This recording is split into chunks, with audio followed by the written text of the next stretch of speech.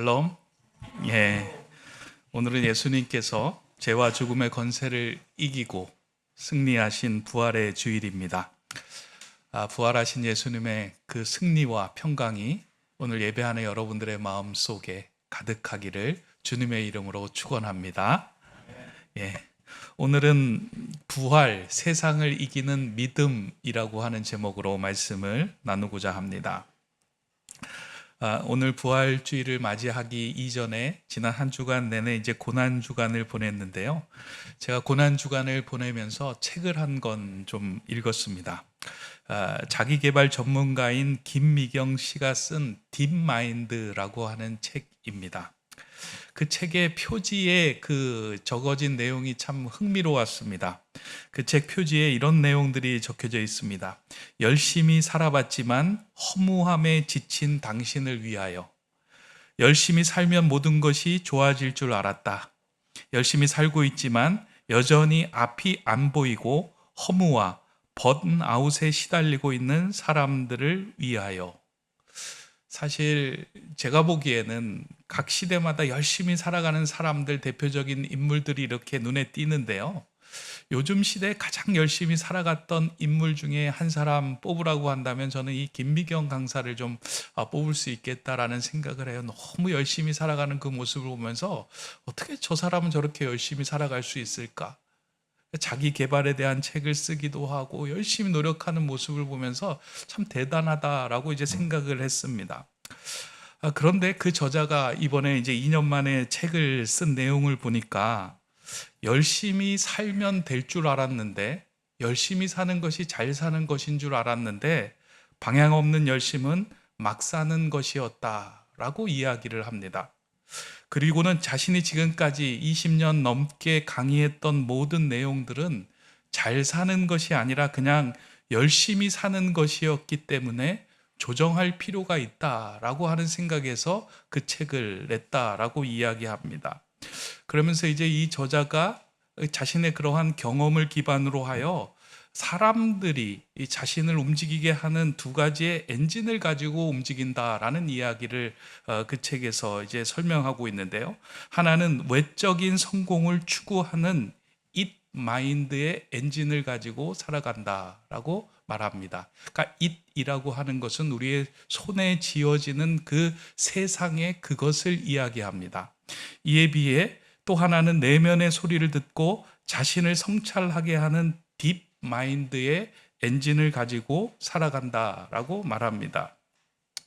그러면서 대부분의 사람들은 이 세상을 살아갈 때 잇 마인드의 엔진을 가지고 살아가는데, 그 잇 마인드는 무엇이냐면 세상에서 성공하고 유명해지고 부유해지는 것을 위하여 마음을 쏟게 하는 그 마음을 이야기한다라고 이야기합니다. 그래서 본인은 지금까지 그렇게 사는 것이 잘 사는 것인지를 알고 자신도 달려왔고 사람들에게도 그렇게 살아가라고 다그쳐 왔다는 겁니다. 그런데 시간이 지나면 지날수록 자신의 마음에 평강과 기쁨이 오는 것이 아니라 허무와 번아웃의 상태에 빠지는 걸 경험하게 되었다라고 이야기해요.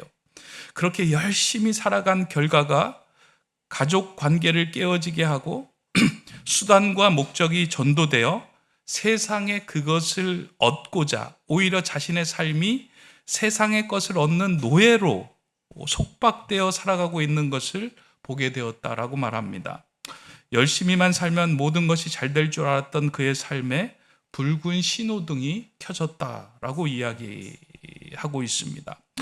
그러한 상황에 갇혀있던 저자가 어느 날 그의 언니와 전화통화를 하면서 우리가 살아갈 때 더 이상 외부의 소리에 집중하는 것이 아니라 자신의 내면의 소리를 듣고 살아가야 한다라고 하는 그 이야기가 크게 들려왔다라는 거예요. 그 언니 대단한 언니다. 어떻게 전화통화를 하면서 20년 동안 자기 주장, 자기 고집, 자기 개발에 대해서 탁월한 이 사람이 어떻게 그러한 소리를 듣게 하였을까?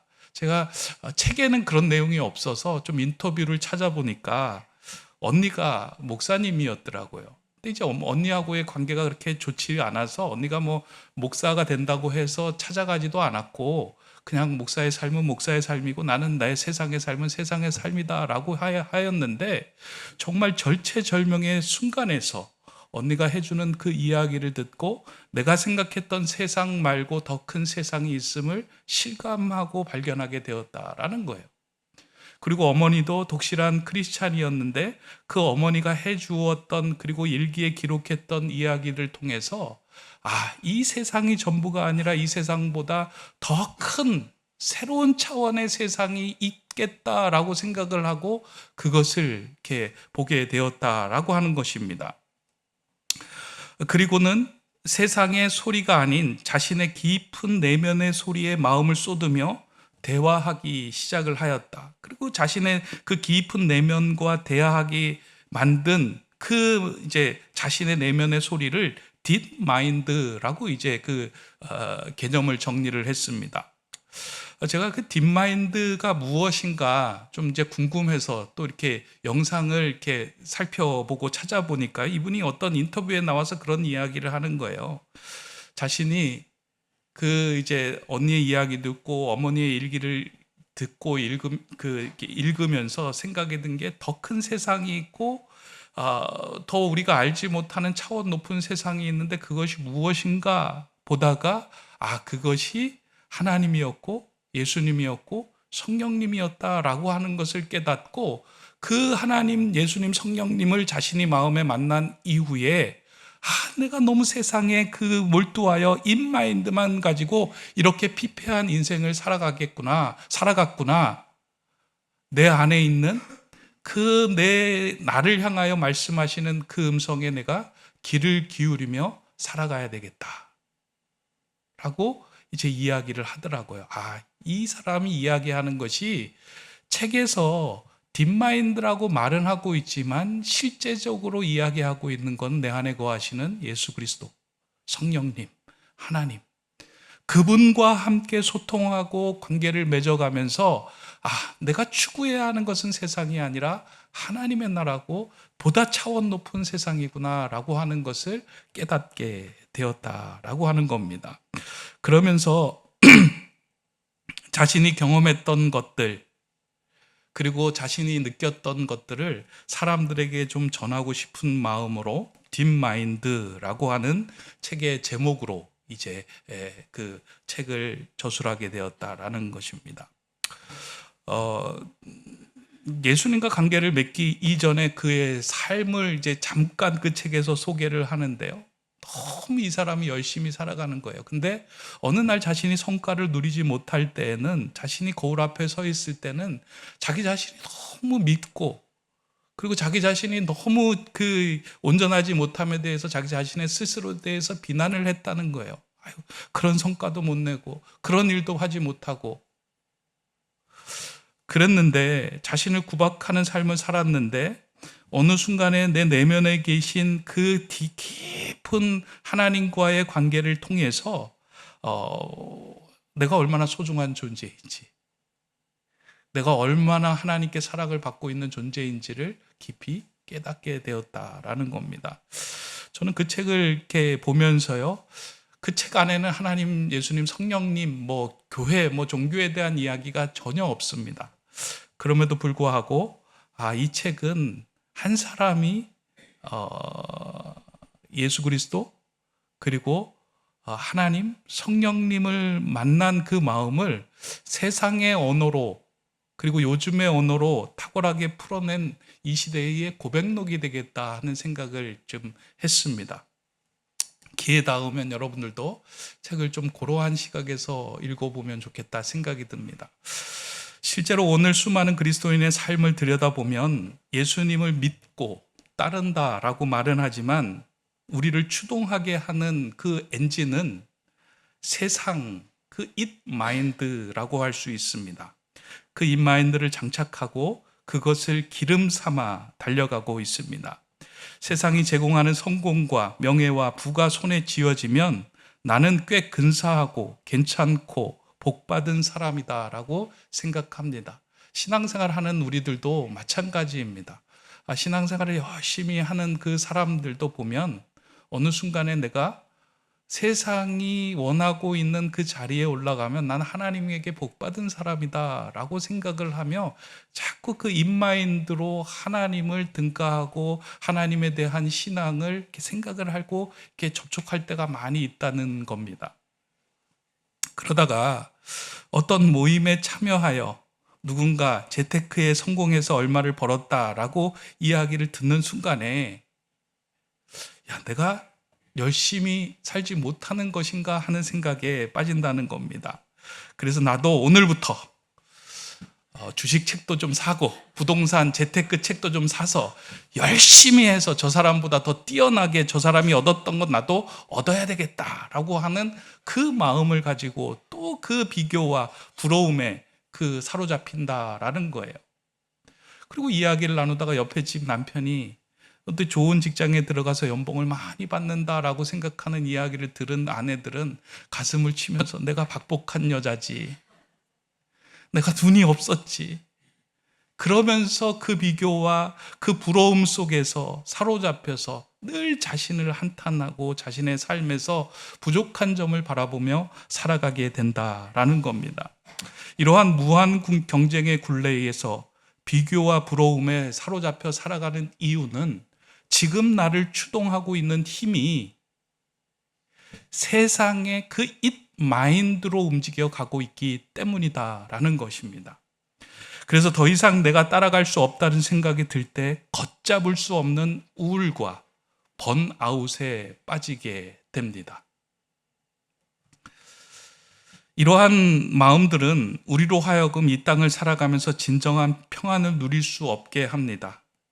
그러나 하나님이 창조하신 사람들은 이와 같이 세상의 것으로 평안을 누리는 것이 아니라 하나님과의 관계에서 평안을 얻고 누릴 수 있는 존재입니다. 이러한 평안을 누리지 못하도록 세상은 계속해서 우리를 채찍질하고 가스라이팅하며 그곳에서 벗어나지 못하도록 우리를 붙들어 맵니다. 그러나 예수님은 그러한 고리를 끊어내고 진정으로 자신을 양식으로 삼아서 우리가 살아가야 할 하나님을 살아갈 수 있도록 우리에게 오셨습니다. 그래서 성경에서 예수님이 이 땅에 오실 때 하나님의 나라가 임하였다라고 이야기하고 내가 생명의 양식이다, 하늘로서 내려온 산떡이다 라고 하는 그 이유는 너가 살아가야 하는 삶의 엔진은 세상이 아니라 예수 그리스도이며 생명의 양식인 나이다 라고 이야기하고 말씀하신 것입니다.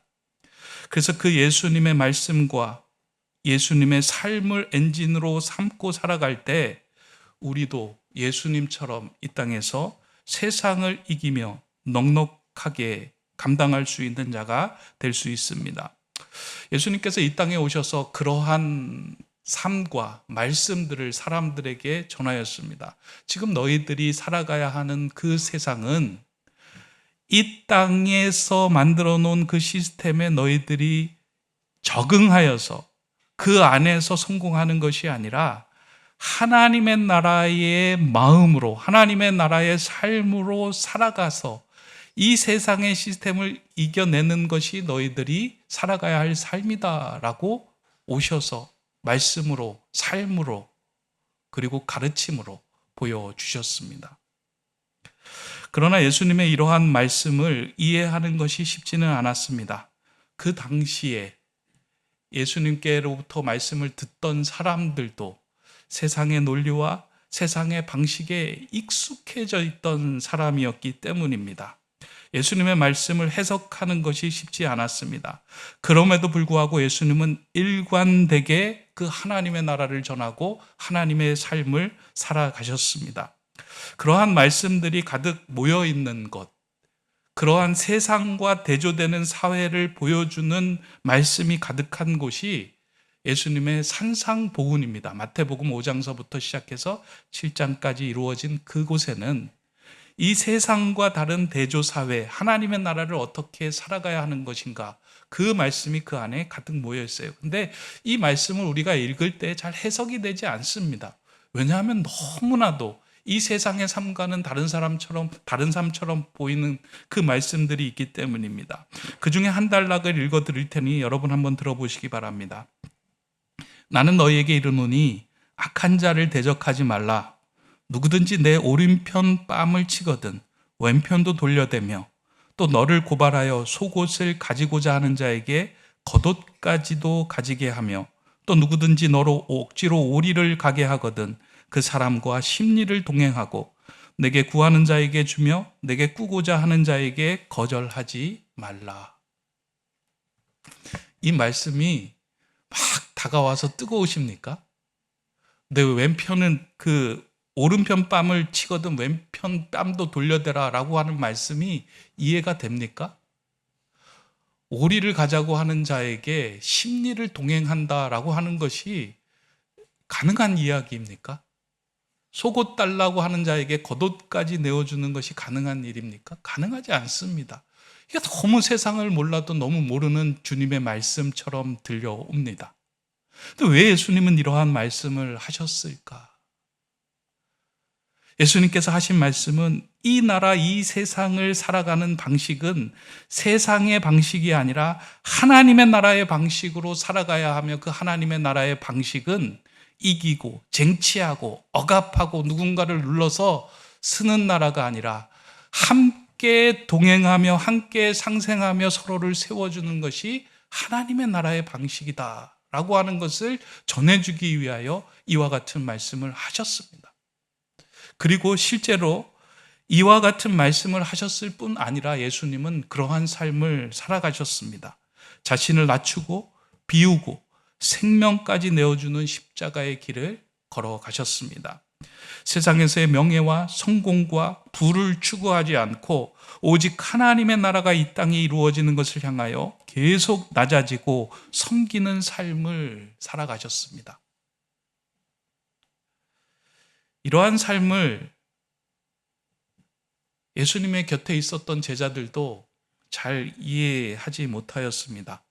그래서 예수님을 따르던 제자들 중에 예수님 당신이 메시아로 왕위에 등극하거든 나를 예수님 좌편에 그리고 또 우편에 세워주시기를 소망합니다 라고 미리 이제 간청을 하기도 하였습니다.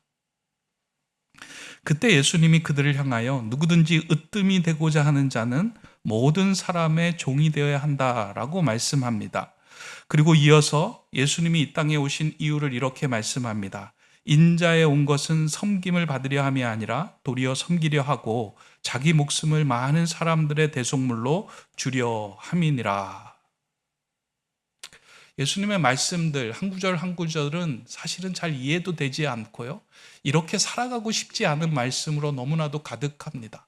그럼에도 불구하고 이 이해되지 않는 말씀을 예수님께서 사람들에게 전하신 것은 하나님의 나라를 살아가는 방식이 있고 그 하나님의 나라를 살아갈 때 진정한 평강과 평안을 우리가 누릴 수 있기 때문이다라는 거예요. 이러한 삶을 위하여 이러한 마음과의 깊은 소통을 위하여 그래 내가 섬기러 왔지 그래 내가 나를 낮춰야지 하는 사람들이 한 사람 한 사람 불어날 때 그곳에 하나님의 나라가 임하고 다른 사람이 세워지고 생명이 살아나는 역사가 생겨난다라는 것을 보고 내다보았기 때문입니다. 이러한 예수님의 삶을 세상은 미워하고 시기하였습니다. 왜냐하면 이 땅에 하나님의 나라가 이루어지는 것, 예수님이 말씀하신 그 평강이 사람들에게 전해지는 것, 그것은 세상이 원하는 길이 아니었기 때문입니다. 그래서 예수님을 이 땅에서 지워버리고자 사람들은 예수님을 십자가에 매달아 버렸습니다. 그러니까 예수님의 길이 강력한 길이며 그 길이 하나님의 나라를 이루는 길이며 진정한 평강에 이르는 길이다 라고 하는 것을 세상은 알고 그 세상은 예수님을 지우기 위하여 십자가에 달아 돌아가시게 했다는 것입니다. 이러한 세상의 강력한 위협과 도전에도 예수님은 세상과 타협하지 않고 십자가의 길을 꿋꿋하게 걸어가셨습니다. 예수님이 가는 길이 고난의 길이었지만 그 길이 진리의 길이었고 하나님의 뜻을 이루는 길임을 신뢰하고 하나님께 맡기며 그 길을 간 것입니다. 그렇게 십자가에 달려 돌아가실 때 예수님은 마지막으로 다 이루었다라고 말씀하셨습니다. 어떻게 보면 세상적인 시각으로 보면 예수님은 십자가에 허무하게 돌아가신 분처럼 보일 수 있습니다. 하지만 사람들의 이러한 생각들을 바로잡고자 하나님께서 하신 일이 있습니다. 그것이 무엇이냐면 부활입니다. 예수님께서 걸어가셨던 그 길이 맞다. 예수님께서 행하셨던 모든 삶이 맞다. 예수님께서 이 땅에 오셔서 전하셨던 그 말씀이 진리다. 라고 하는 것을 확증하고 공증하기 위하여 하나님은 예수 그리스도를 십자가에서 다시 그 십자가의 죽음에서 부활로 살려내신 것입니다. 그러니까 부활은 그냥 2000년 전에 한 청년이 살아난 그 사건이 아니에요. 놀라운 사건이 아니에요. 부활은 뭐냐면 예수님이 맞다. 예수님의 말씀이 맞다. 예수님이 걸어가신 그 길이 진리의 길이다. 너희도 그 길에 들어서야 한다라고 하는 그 하나님께서 그 확인 도장을 꾹 찍어주신 것이 부활의 사건입니다. 부활의 예수님을 믿는다라고 하는 것은 단지 2000년 전에 예수님이 살아나셨다라고 하는 것을 믿는 것이 아닙니다. 부활을 믿는다라고 하는 것은, 그 예수님을 믿는다라고 하는 것은 예수님의 길이 오르셨습니다. 예수님의 말씀이 맞으셨습니다. 저도 그 길에, 그 삶에, 그 말씀에 순종하며 그 길로 나아가겠습니다. 그리고 세상이 주지 못하는 그 평강을 누리며 하나님의 나라를 이 땅에 일구는 그 하나님의 나라의 백성으로 살아가겠습니다. 고백하고 따라가는 것이 그 부활과 예수님을 믿는 삶입니다. 사실 그 길을 따라가는 것이 쉽지 않습니다. 세상의 길과 하나님의 길이 있을 때 가만히 있으면 우리는 세상의 길로 가게 되어 있는데, 하나님의 길은 세상을 거스르고 힘을 써서 하나님의 말씀을 붙들고 가야만 갈 수 있는 길입니다. 그러니까 엄청난 추동하는 엔진의 힘이 필요하다라는 거예요. 그런데 예수 그리스도의 부활 생명이 우리 안에 장착이 되어서 우리로 하여금 예수의 길, 하나님의 나라의 길을 갈 수 있는 엔진으로 우리에게 오셨다라는 거예요. 부활주일은 그 예수 그리스도를 다시금 내 안에 생명 엔진으로 삼고 나도 그 십자가의 길, 예수의 길을 가겠습니다. 감사합니다, 주님. 내 안에 다시 살아나셔서 나로 하여금 십자가의 길, 주님의 길 가게 하여 주시옵소서. 그것을 고백하는 겁니다. 그럴 때 우리의 마음에는 세상이 줄 수 없는 그 평강을 누리게 됩니다. 부활하시고 난 후에 예수님께서 제자들을 찾아가셨죠. 찾아가셔서 이런 말씀을 하십니다. 뭐라고 이야기하냐면 요한복음 20장 19절에 나온 말씀입니다. 이날 곧 안식 후 첫날 저녁 때 제자들이 유대인들을 두려워하여 모인 곳에 문들을 닫았더니 예수께서 오사 가운데 서서 이르시되 너희에게 평강이 있을지어다. 제자들이 유대인들을 두려워하여, 세상을 두려워하여 문을 꽁꽁 닫아두고 있는 그 상황에 예수님께서 그리로 들어가서 너희에게 평강이 있을지어다 라고 말씀합니다. 비둘기도 맞다고 그러죠. 구구하면서. 제가 그걸 위해서 지금 사육하고 있는 거예요, 저 비둘기를. 해마다 요맘때 와가지고 비둘기가 저기에다가 그냥 집을 짓고 알을 낳고 또 돌아가더라고요. 참 이렇게 지난주에 어떤 우리 분이 얘기할 게 목사님 세례할 때도 비둘기가 맞다고 구구 울더라고요. 훈련을 좀 더 시켜야 될 것 같습니다. 예수님께서 내가 너희들 가운데 거하면서 너희에게 평강이 있을지어다 라고 말씀하잖아요. 이것은 내가 너희에게 평강을 줄 게가 아니고요. 예수님이 평강이라는 의미예요. 내가 너희와 함께 하겠다. 예수님이 이 땅에 오실 때 하나님의 나라가 가까이 왔다, 너희에게 왔다라고 했을 때 내가 하나님의 나라를 줄게가 아니라 내가 하나님의 나라야. 예수님이 부활하셔서 그들에게 다가가셨을 때 내가 너희와 함께 있을 때 평강이야 라고 말씀하신 것입니다.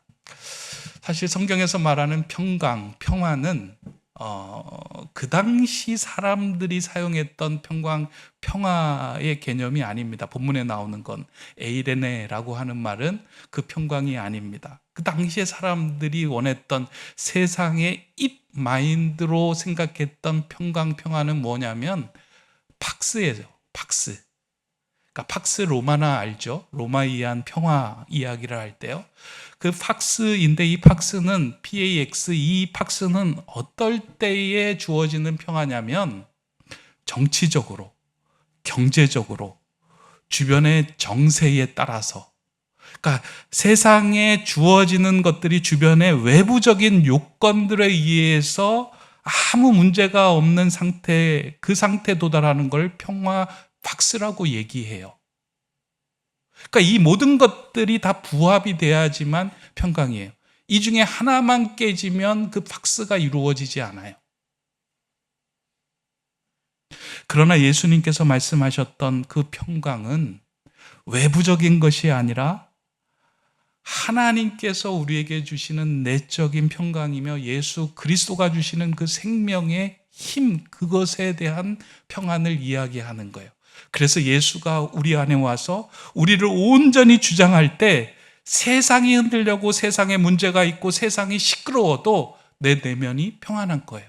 그때는 나를 움직이는 힘이 무엇이냐면 세상의 나라가 아니라 하나님의 나라의 엔진을 두고 그래, 이 길이 맞고 결국 나는 하나님과 영원한 생명을 누리는 하나님의 자녀다라고 하는 그 확신이 있을 때 우리는 죽음 앞에서도 담대하며 그 평강을 누릴 수 있게 됩니다. 그 평강으로 예수님이 오셨고 너희에게 평강이 있을지어다 라고 말씀하신 것입니다. 세상은 날로 진화하여 우리로 하여금 계속해서 그 세상 안에서 쳇바퀴 돌며 살아가도록 만듭니다. 그런데 우리가 염려하지 말아야 하는 것은 세상보다 크시고 세상보다 더 지혜로운 부활의 생명이, 부활의 주님이 우리 안에, 오늘 우리 안에 생명으로 거하고 계신다는 겁니다. 제가 그 딥마인드 책을 읽으면서요, 그런 이야기를 하나 하더라고요. 그러니까 딥마인드하고 어떻게 소통을 해야 하는가 그런 이야기를 하면서 이 딥마인드는 한 번 질문하고 그냥 대답을 얻으면 그러니까 제대로 된 정보와 지식을 얻을 수 없다는 거예요. 그러니까 그 챗GPT를 이야기하면서 이제 그 예를 드는데요. 챗GPT 여러분 혹시 써보신 분들 계세요? 궁금한 거 여러분들 요즘 챗GPT에 물어본다고 그러더라고요. 그러니까 뭐 이제 문제나 어려운 것들을 풀 때 거기에 물어보면 이제 답을 주잖아요. 근데 좋은 답을 얻기 위해서는 최소한 5번 이상 질문을 하라라고 이야기를 하는 거예요. 그러니까 이 질문, 그 다음에 이 내용, 이와 같은 상황, 그 다음에 이 옆에서 봤을 때 내용들을 계속 질문하던 가운데 또 그 유용한 정보와 지식을 그걸 통해서 얻게 된다라고 이야기를 하는 거예요. 그러면서 이제 그 김미경 강사가 이야기하는 건 내 안에 있는 그 깊은 마음과 소통을 할 때 그냥 한 번만 하는 것이 아니라 오랫동안 깊은 관계를 가질 때 세상이 줄 수 없는 지혜를 얻게 된다라고 이야기를 하는 거예요. 저는 이게 예수님과 관계를 맺고 우리의 삶의 모든 문제에 있어서 예수님과 질문을 하고 그분의 뜻을 헤아리며 물어갈 때 우리는 우리가 당하는 상황과 환경에 굴복되지 않고 그것을 이겨낼 수 있는 하나님의 지혜를 우리가 소유하고 얻을 수 있다라는 말씀으로 저는 들렸습니다. 저와 여러분 안에 예수 그리스도의 생명, 그 엔진이 우리를 보다 이 땅에서 승리하며 세상에서 이길 수 있게 하는 세상의 가장 귀한 지혜의 엔진이, 주님이 우리 안에 거하십니다. 근데 이 주님을 우리가 무시하고 세상의 엔진으로 살아갈 때가 많이 있는 거예요. 그러니까 부활주일은 주님이 2000년 전에 부활하셨다라고 하는 것이 기쁜 일이다, 박수쳐, 기쁘다, 이걸 하는 것이 아니고요, 내 삶에 다시 한번 예수 그리스도의 생명으로 살아날 수 있도록, 그분이 나를 주장할 수 있도록, 그 부활의 생명이 나를 주장하여 세상을 이기는 삶이 될 수 있도록 그분과 동행하기로 결단하는 날이 부활주일입니다. 이제 말씀을 맺으려고 합니다. 히브리서 11장을 보면 믿음의 장이라고 불리우는 그 장에는 믿음의 선진들의 이름이 쭉 나열되어 있어요. 그 믿음의 선진들의 이름은 누구냐면 믿음으로 세상을 이긴 사람들의 이름입니다. 그 믿음의 선진들이 쫙 나열이 되어 있어요. 그 믿음의 선진들이 하나님의 나라에서 우리들을 바라보며 우리로 하여금 하나님의 자녀가 이 땅에서 세상을 승리하고 그 대열에 들어올 수 있도록 기대하며 기도하며 응원하고 있습니다. 히브리서 12장에 보면 허다한 증인들이 둘러싸고 있는 장면들이 있다라고 얘기를 합니다. 지금도 아브라함으로부터 시작해서 다니엘까지 믿음의 허다한 증인들이 예수 그리스도의 생명을 품은 자로 하나님의 자녀로 이 세상에 넘어지지 않고 하나님의 나라로 승리하는 자로 이 대열에 완주하여 낄 수 있도록 응원하며 승리를 기원하며 기도하며 있다는 거예요. 사랑하는 성도 여러분, 우리 모두 세상을 이기는 그 믿음을 품고 이 땅을 이기는 것이 아니라 하나님의 나라에서 이기는 자로 살아가기를 소망합니다. 그 일을 위하여 우리에게 필요한 것은 무엇이냐면 예수의 생명이고 부활의 생명을 지니고 그분과 함께 살아가는 거예요. 그러한 부활의 생명이 저와 여러분들에게 채워지고 우리의 삶을 이 세상을 이기는 삶으로 만들어가는 저와 여러분의 삶이 되기를 주님의 이름으로 축원합니다. 기도하겠습니다. 자비하신 하나님, 이 부활의 아침에 하나님께 나와 기쁨으로 찬양과 영광을 돌리게 하심에 감사를 드립니다. 세상의 길을 걷다가 지치고 상한 갈대와 같은 우리의 마음에 다시금 하나님의 숨결을 불어넣어 주시고 세상이 주지 못하는 참 평강과 참 생명을 누리게 하여 주시옵소서. 내 안에 거하시는 부활의 주님과 깊은 교제를 하는 가운데 가슴에 도살인 절망과 어둠이 사라지는, 그것을 이겨내는 부활의 생명, 믿음의 삶이 되게 하여 주시옵소서. 부활이요 생명이신 우리 주 예수 그리스도의 이름으로 기도드립니다. 아멘.